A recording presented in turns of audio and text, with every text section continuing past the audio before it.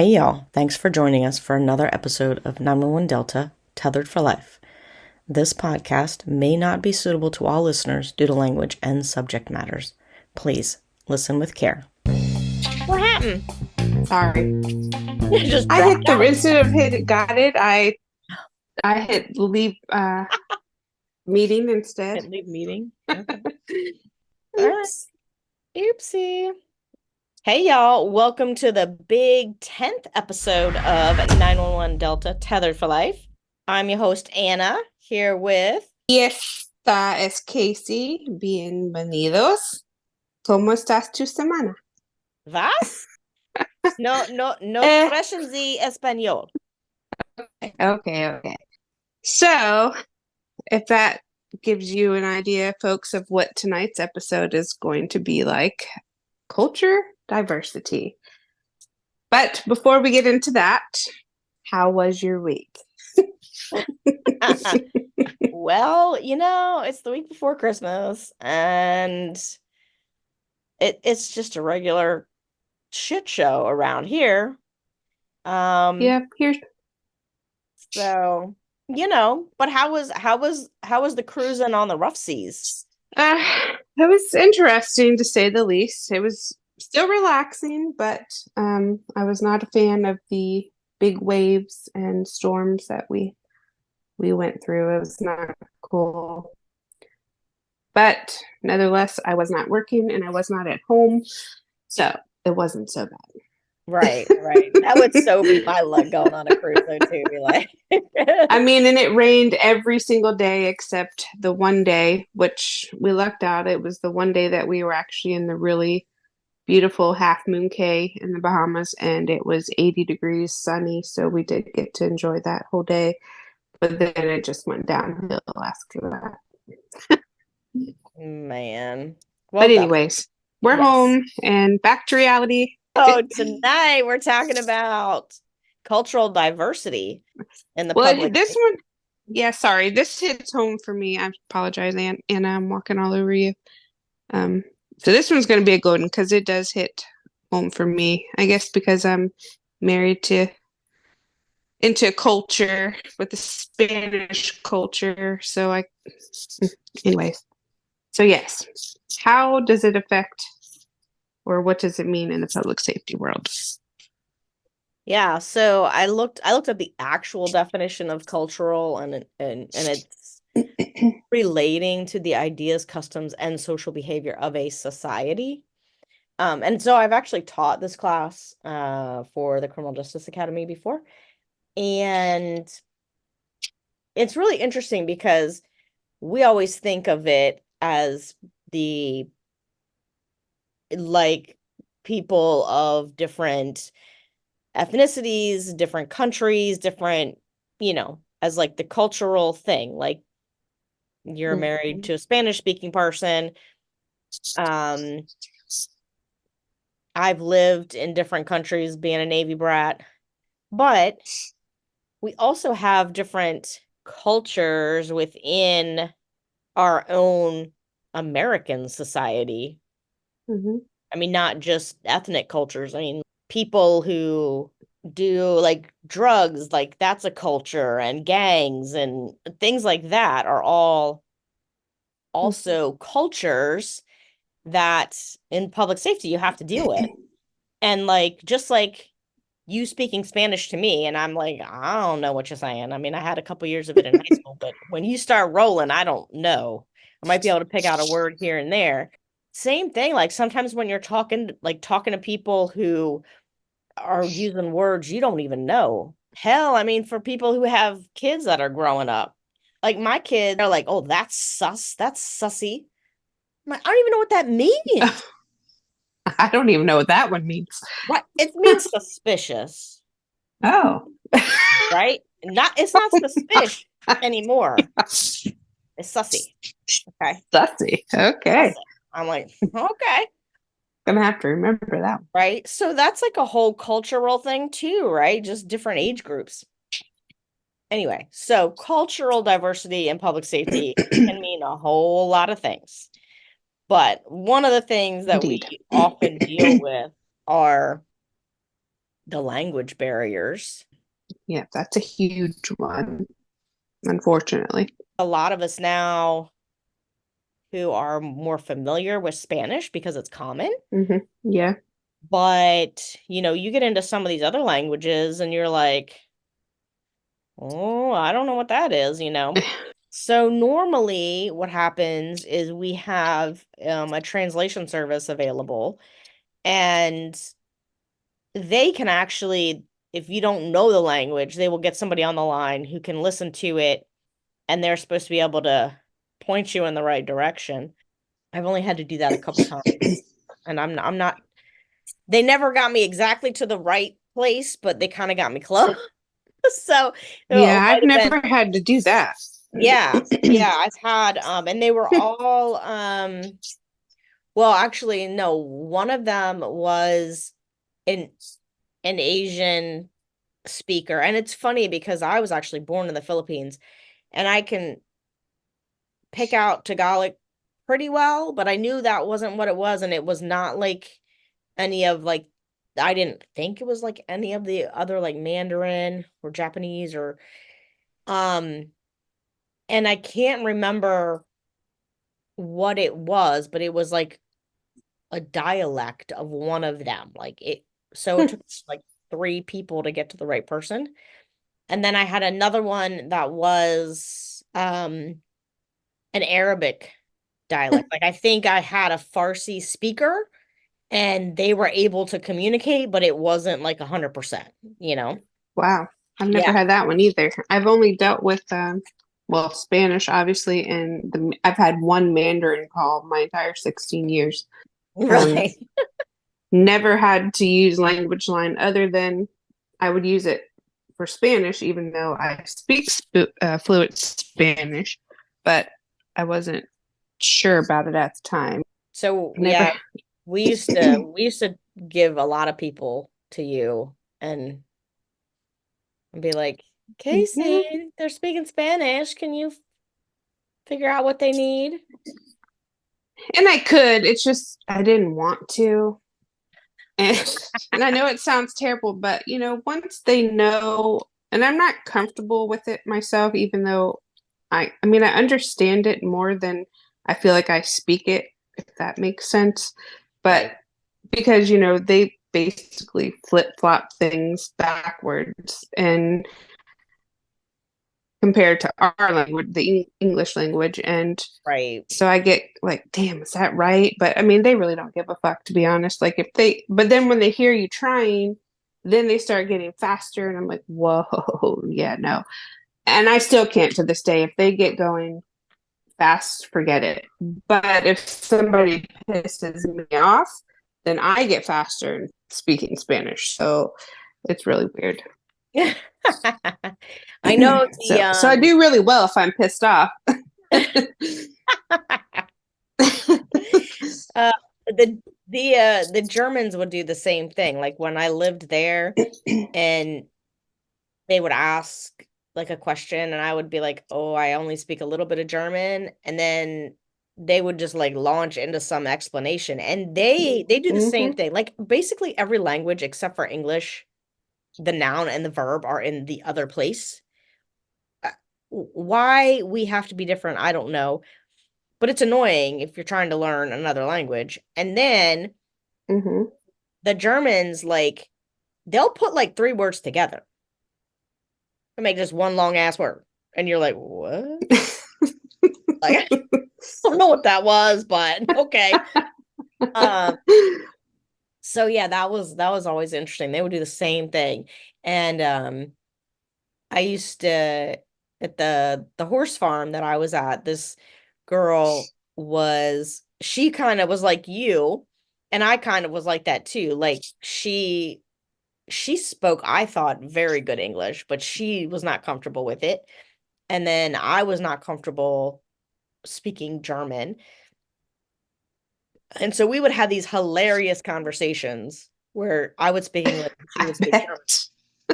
bet. And there was this guy who was friends with both of us, and he was a businessman, so he had really good English, and he would always scold us. He'd be like, you need to speak German and you need to speak English, and that's the only way you're gonna learn. It was quite funny. And I that is the get it. truth. Yeah. I did take Spanish in school as well, but I didn't learn a damn thing. But then I marry a Spanish fella and have been with him for 27 years, so you really don't have a choice. But Right.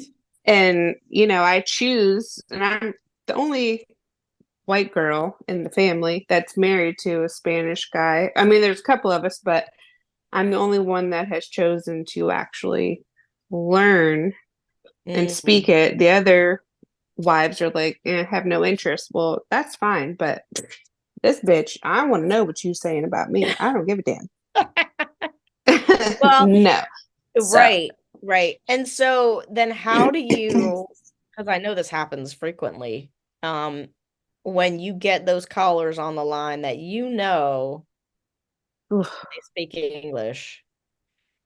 well, for the longest time, I would tell them, like, you can kind of tell that they're hesitant at first. Like, they don't want to tell you that they speak English, even if it's broken, just fucking try. But, anyways, because I have family members that try to pull that bullshit where they play the no speak of English shit. Well, bullshit. Yes, you do. And and then they, I would say, no, you have someone speak a Spanish. Nope, I don't. Well, then they feel like, oh shit, now I don't have a choice. And then they'll start speaking. But then if they say no, and then I'm starting to speak your language, speaking to you in Spanish because that's what you tell me. And then you fucking turn around and answer my ass in English. Like, no, we're not playing this game. Like, it's one or the other. Like, I'm not flip flopping back and forth. So that really gets that. Oof, I don't like that at all. And then you try to play dumb. I mean, for what? Why are you acting? We're not going to come and like arrest you and send you back to wherever you're from. Like, that's not how this works. And I think that's obviously what they're afraid of. I think they just have that in their minds that, the police are going to come or whatever. And they get scared, I think, is the bottom line a lot of the times. Normally on the job, they want you to be very politically correct and whatever. And we treat everybody equally, like it, but that means that we're probably gonna not take your shit either. Because Right. we're not gonna take the shit from an English speaking person either. Right. I don't care. Like Nope. Which brings us to that call that I took that time where the guy we were trying to find the registered owner to some car or something. I don't remember exactly the call, all of it, but and I knew I was talking to the owner of the car, but he wanted to play dumb and didn't want to speak English or damn Spanish until I got so pissed and was just like, well, then you know what? Your car is going to be towed. Well, then for whatever reason, that fucker learned how to speak English real quick. right. And like we don't have time for that kind of stuff, like. And I used to, for the longest time, before I took the Spanish test and stuff, to be able to be compensated for speaking Spanish on the job or whatnot. Um, I always thought, okay, you're here. My mindset was, you're here. Like, why am I trying to cater to, you not being able to speak? Like, you come here, you should learn. Just like if I went to somewhere else, like I would need to learn everything. But in reality, it doesn't happen like that. That's not the way it is. And it's not the way to be. So, I did change that pretty quick. But it's frustrating in the public service because it could be a true emergency. And with that, barrier there, not understanding or whatnot, the stress level goes way through the roof. Well, yeah, and then sometimes you have people like that kind of have that mindset. Like, let's say you have a minor motor vehicle accident and you have somebody who is American, English speaking, whatever, and the other person is foreign, speaks a foreign language, and they have that mindset of, well, you should speak English, and then they're just rude, and they, so then Mm-hmm. it could be a simple information exchange, right? You give me your insurance information, I give you mine, we go on our merry way. But no, you got to send the popo out there because y'all Mm-hmm. can't communicate. So it's not like it's always just between us. Sometimes it's between 911 callers who are just being big babies because they don't want to, Right. accommodate somebody and act like a human. Which, I mean, for me, living in other countries and visiting other countries, like, I get it. Like, you can't, especially if you're vacationing somewhere. I mean, you're not going to Right. speak the language, right? Right. Um, Definitely not. so, and I mean, I lived in Germany for a couple years and I still didn't speak that great when I left there. So I get it. But it is tricky. And then of course, sometimes the phone, cell service could not be good, or sometimes the speaker's distorted. And usually when people are Mm-hmm. trying to talk louder or yell or whisper or whatever, that makes it worse, Makes it even worse. right? And Yeah. so it's like, I need you to talk in as calm a voice as possible, and so we can figure out what's going on. And like in our center that we worked in, didn't have very many Spanish speaking persons or people, persons, I'm like, whatever, you know what I mean. Right. Or any other language for that matter. It was me and another girl that spoke Spanish as far as dispatchers. Now, some of the deputies spoke, but they weren't always on duty, or if they were on a call, we couldn't utilize them. And then when the one chick left, it was basically just me, I think, in the entire comm center at that point that spoke or could speak Spanish.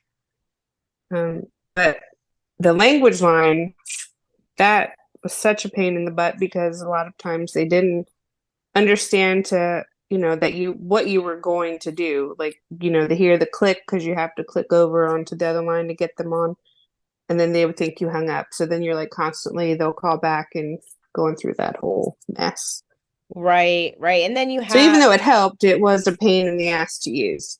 right, and then you have the poor interpreters who are not 911 dispatchers, okay? Like they are straight interpreters. Mm-hmm. And so Yeah. some of these calls, you feel bad because you're just traumatizing them because of the Right. questions you're having to ask.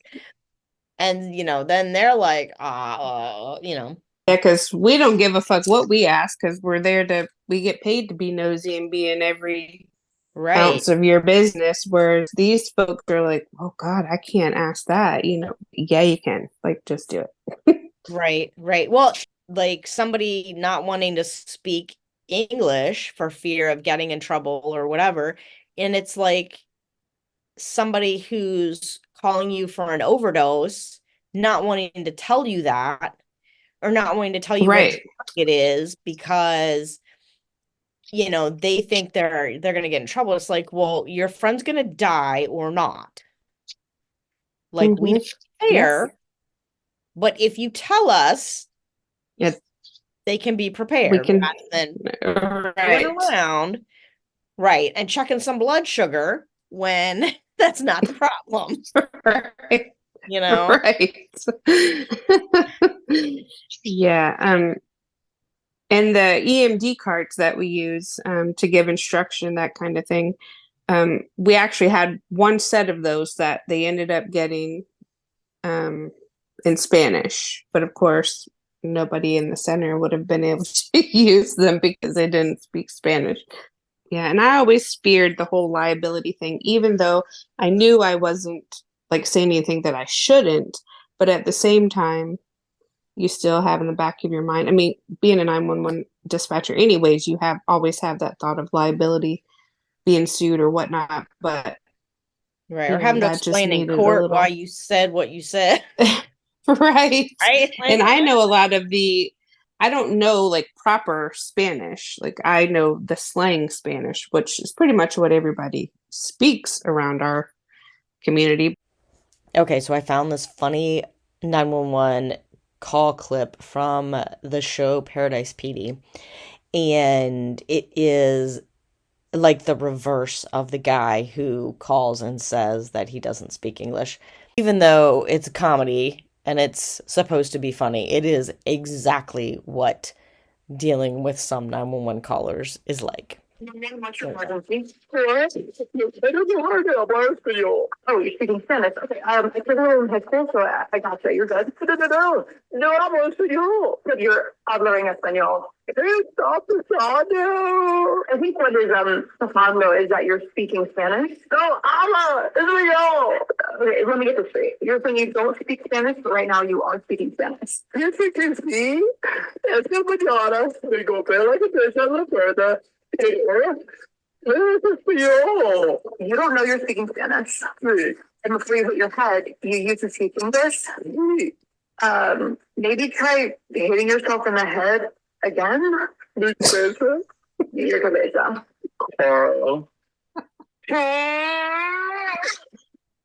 Are you okay? You know, we heard a little bit. Wait a minute, that's not me. Oh my goodness. oh my So the poor gosh. fella fell down, hit his head, then all of a sudden spoke Spanish, but didn't know he was speaking Spanish. So he hit his head again, and then he had some Australian English accent at that point. Was it Australian or was it South African? Or Well, I don't know. or Kiwi? Was he from New Zealand? I don't know. Or was it just English? I don't know. It reminds me, I worked at a horse farm once with a bunch of exchange students, and a few of my friends that worked there, like that were full-time employees, were English, a couple of Irish people, and there was one guy, one exchange student. We actually had a guy and a girl from South Africa. Actually, sorry, it was two guys and a girl from South Africa. And the one guy was a very like buff surfer type guy. He was definitely South African. And the owner of the farm used to say to him every time he would see him, "Good day, mate." And we would all be like, "No, dude, that's Australia. That's not it. That's not it." But anyway, so that's yeah. Anyway, That's great. that's all right. So this one, I can't remember where this one was out of, but I had no idea what was happening here. So this is all you, Casey. You can tell Well, me. let's hope I can figure it out. No, venga, venga, por favor, a mi casa. Aló. Aló. Venga a mi casa, por favor. ¿De qué número estás hablando? ¿Ah? ¿De qué número estás hablando? De celular. Dame el número, por favor.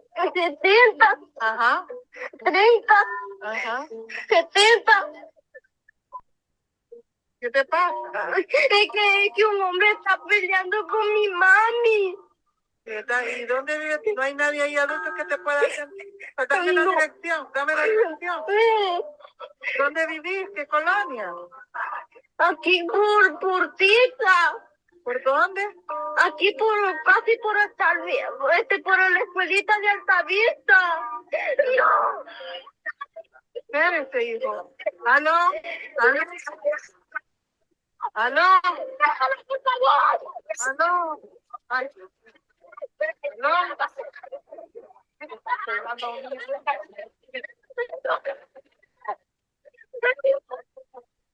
Oiga. Mi mamá está peleando.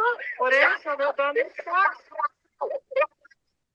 That was definitely a domestic, which obviously was the little kid that was calling. I mean, that's But she was probably what given I a would have thought. cell phone number. Yeah. So I guess her parents or his parents, I'm not sure if it was a boy or a girl, but were fighting. And some of it I couldn't make out, but I think it's because the kid put the phone down or was away from the phone for Yeah. a And minute. So, then yeah, the yelling. But yeah, like I mean, but like that's that's a good one. trying That's, to get the address and all that. And whew, yeah. I mean, the operator was asking for the address, but the kid never gave right, it. But never. That much I did get. I'm that, like, she's trying to get the yeah. address, and then she's just giving her the Hmm. number, and it's like, no, that's not what I need. I need the address of the house. So Well, that was good to listen to because that brings another point that used to irritate me a lot was how they would have Spanish folks that I dealt with would have their smaller kids call 911 because, they spoke English where the parents obviously didn't.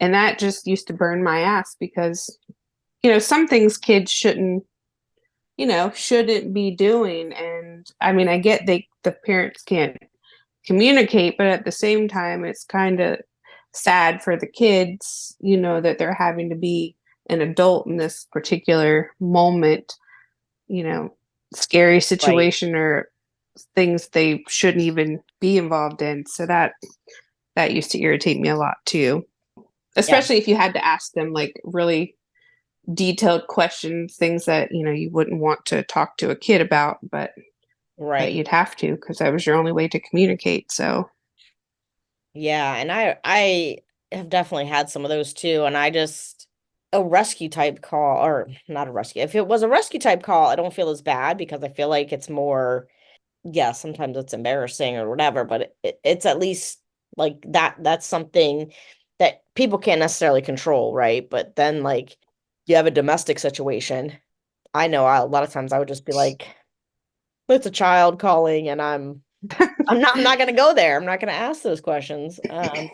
If you had a Spanish speaking deputy, maybe you get them to call back. There's places that mhm. have more of them than say we do in the I mid. just wonder like what some agencies that may not even have that capability of using language line and don't have anybody that speaks other languages. I mean, I can't imagine that this day and time, but I mean, I'm sure there are a few places, and I guess you pretty much just cross your Right, fingers and toes that you can figure something out to get help. That, whew, I don't know.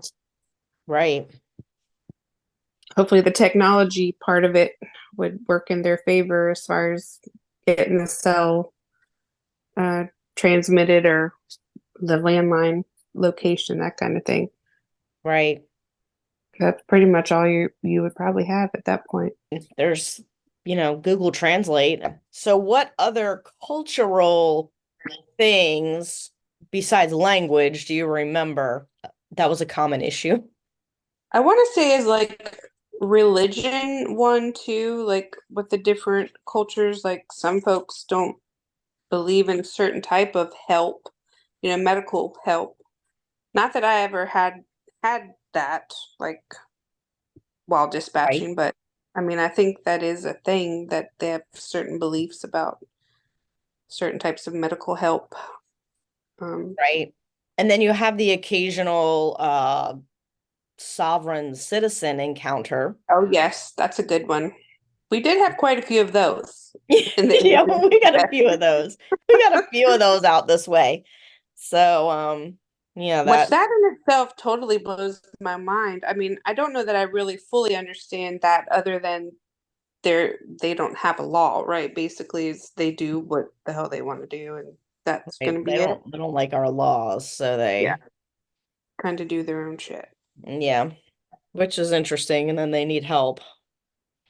Yeah, I'm not quite sure how well that goes in life, but probably not very well, I would imagine. I would say like the medical treatment, the religion thing, Hmm.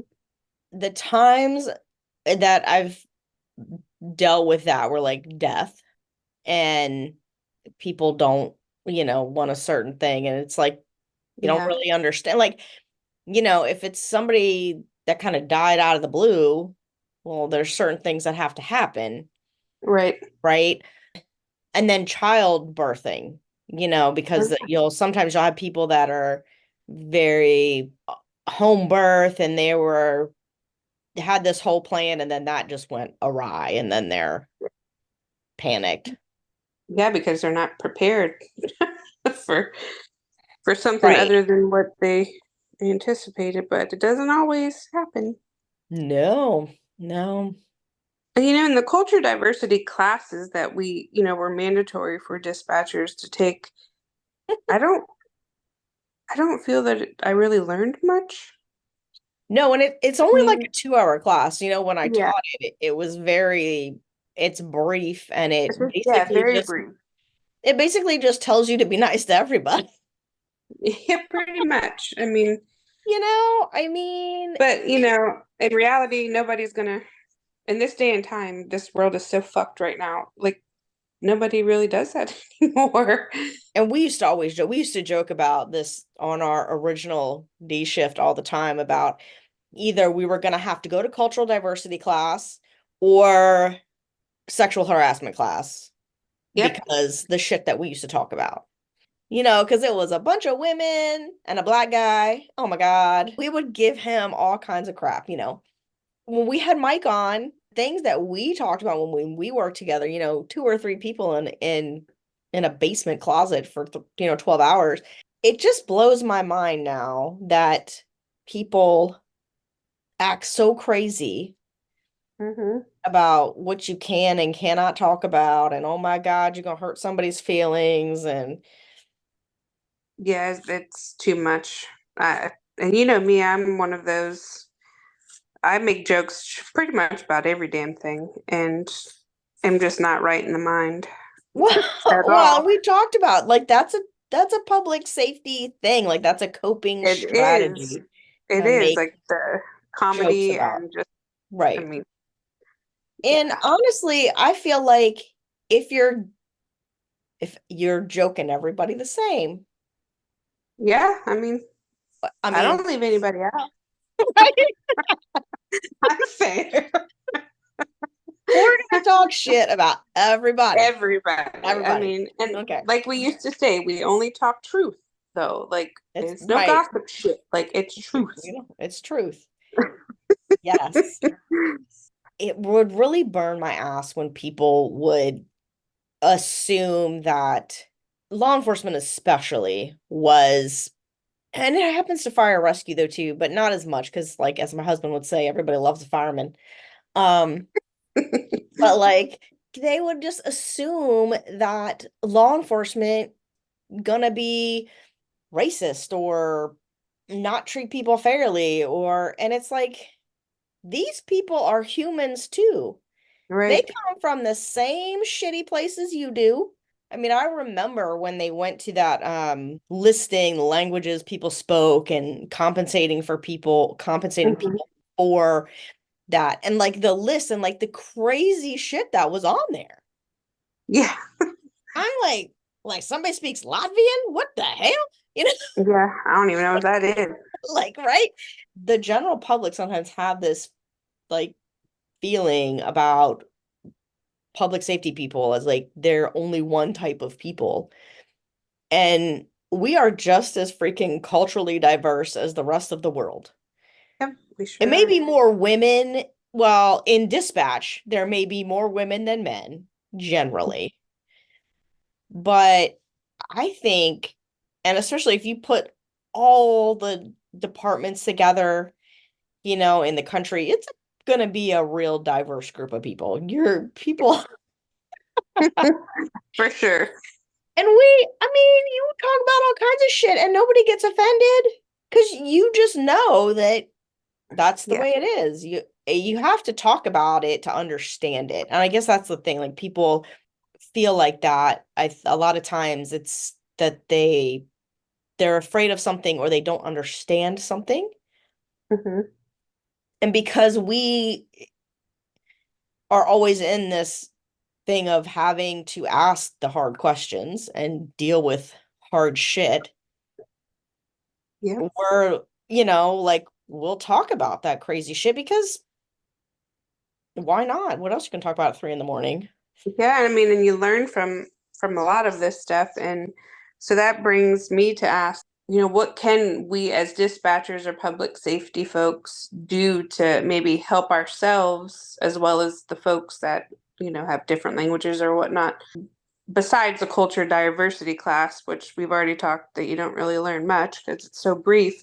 What are other things that we could do to help ourselves make our jobs easier, but also make the folks that are calling in who don't know feel comfortable, or, I don't know. And as far as the folks calling in, like for them to know too that we may not be getting it 100%, but that doesn't mean that, we're not trying to figure out what's going on. But All right. I feel like there's a lot of it all goes back to like community education. mhm. And I mean, I don't know if your school was like this, but I remember being a kid and like, they like teaching you how to call 911 and like that you needed to know your address and all of these things. I mean, they didn't really go into great detail, but it was like know your address, know your phone number. This is how you dial 911. And Right. like I don't feel like they do that anymore. Like I don't. my kids know because we've taught them, but I don't they don't come home and say, "Hey, mommy, they told us how to call you today," like Right. No, I so mean, and at my job now, we have a lot of folks wanting, calling in, wanting the fire department to come out to the schools and, see the trucks and learn fire safety. So that kind of thing is still going out. But yes, as for far as sure. the 911 use, and yeah, no, I haven't heard that in a really long time. Yeah, and I feel like too just, general community education and especially in those culturally diverse neighborhoods. I mean, because a lot of times you get areas within a locality where, I mean, in the big cities, they've got Chinatown and Little Italy, and they've got all those places because culturally similar people tend to group together. So Mhm. why, why don't we educate, the Spanish speaking neighborhoods on calling 911? That I think that goes back to community education and that probably goes back to budget, Yes, probably so. and how are you going to get people to do that? I mean, we do like the National Night Out and things like that. It's not like you're sitting at the table telling people how to call Yeah, 911, you're just giving shit yeah, out, right? yep. So that doesn't So, really help. So that may be yeah, something we need to look into for yeah, sure. maybe it is. Might have just opened another door for us, Bug. Maybe community education on calling 911. I mean, it sounds silly because, I mean, who doesn't know how to call 911? But I mean, you'd be surprised. You would definitely be surprised. Oh my. This brought up a thought. We don't really care. Like if you're calling to tell us that your friend's dying because they're ODing on something, we're not worried about the drug issue right then. However, you should not call 911 when somebody stole your drugs that you were trying to sell to them. Okay. You should probably not do that. It, Probably not. it happens quite frequently, weirdly, but it does. Um, so, you know, and they don't always lead with that. It's like somebody robbed me. Well, what did they steal from you? Well, oh my. For Yeah. sure. Yeah. But like we said in the very beginning of this, starting this podcast, if we even get through to one or two people on some education, we're doing good. Like, That's right. Yeah. we're definitely not in this to to be making money or get popular, whatever. Because bitches, we are popular already. I'm just, I'm just In kidding. our own heads, right? Right. We truly want to educate to make everybody's life easier, from the caller to the dispatcher. Yeah, and it's really important if you are having a fucking emergency. Like, seriously, I mean, it's, some of these calls that you listen to and people just don't know. Gosh, and it's heartbreaking, It because is. yeah, and it's not that difficult, but it is something. It's another thing where we get in a rhythm because we do it all the time. Firefighters, paramedics, they train all the time. Law enforcement officers train, kind of like soldiers in the military, special forces, they train so that these Mhm. things become second nature. But when you're just a random person who's never had to call 911 for anything ever, and then the shit hits the fan Yep. and you have no idea. Well, they should know that it's going to get personal real quick. Yeah, I mean, it just and I Real think quick. I think we talked about this before, but had a guy the other night who called and got the neighboring jurisdiction, and they called to verify that his address was our jurisdiction, and then transferred him over.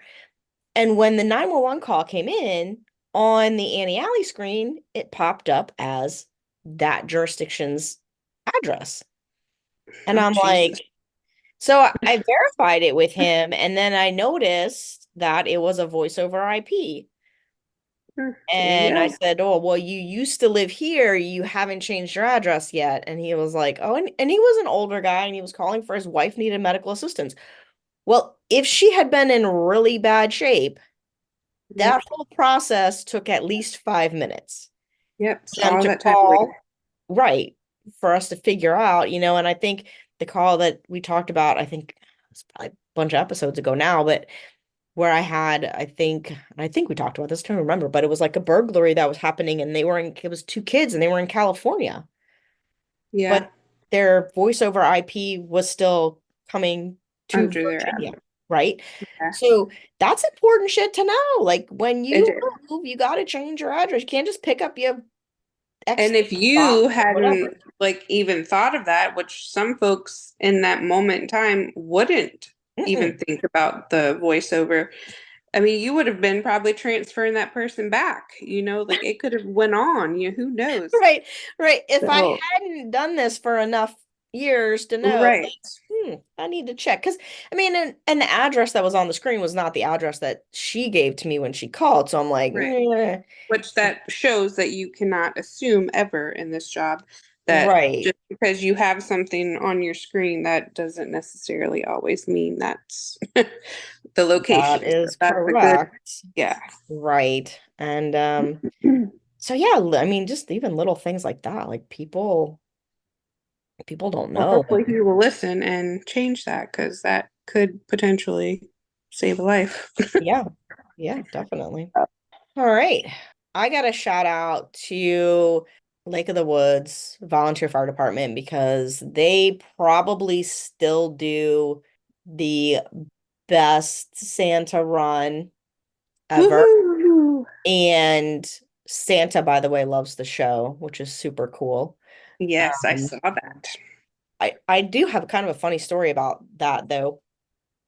Years ago, when my husband was doing this with um the particular fire department, they passed by an address, and this my husband grew up in this neighborhood, so he knew it really well. And they hear a medical call get dispatched for an elderly female who had fallen at this address. And he's like, and I think he's driving the engine. So, he's got the radio and his headset, and he's like, "Oh, we just went by there." He's like, "I really hope that she did not fall trying to like get out the door to see Santa." Oh no. Sure enough, Oh, shit. The ambulance got there, and that's what she was trying to do.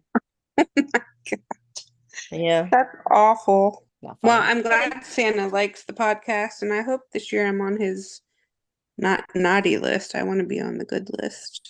I don't know. That's a huge stretch. Yeah, probably just a little bit. But a girl can dream. That's right. Maybe next year. Yep, there's always next Well, year. that's awesome. So great job for those fellas and ladies that do those Santa runs. It's pretty awesome. There's a couple agencies that do that. And of course, we want to remind everyone to keep on listening and keep on following. Share on all the platforms. Rate us, leave us comments. You can email us at our email address. Which is podcast911delta at Yes, yahoo.com. that probably would help, wouldn't it? Yeah, I mean, it's in the show notes. I put it all in the show It notes, is. but Yes. sometimes I even get it backwards. But it's podcast 911 Delta, not 911 Delta podcast. In case you. Yes. So if you've gotten it backwards and we haven't answered you, that would be why. We've got some exciting new things that we're going to be doing starting next year with the podcast.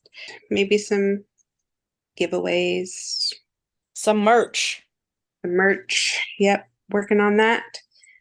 And still need guests. If you guys want to be a guest, again, reach out to us. We've had quite a few, which we're very thankful for, and they've been awesome, all of them. So if you want to be on the show, let us know. And we want to thank everybody, all the first responders, especially the folks that will be working Christmas, because this is our last show until Christmas. So thank everyone for all their hard work and dedication on that. And wish everyone a Merry Christmas. Yeah, and happy holidays. And we will have our next episode, which will be before the new year. But we want to discuss realistic goals for the new year for public service folks and dispatchers. So we'll see what we can come up with. That's right. And I'm sure we can come up with some fun stories. Somebody's got to have some fun stories about New Year's Eve because nothing good happens after midnight, people. Yeah. I think I've So- only worked actually a couple of New Year Eves. I have not really worked too many, so I don't really have anything to share on that one myself, but I know somebody out there does, so we'll see what we can get on that. All right, guys. Well, Till next time. happy holidays. Happy holidays. Bye. Bye.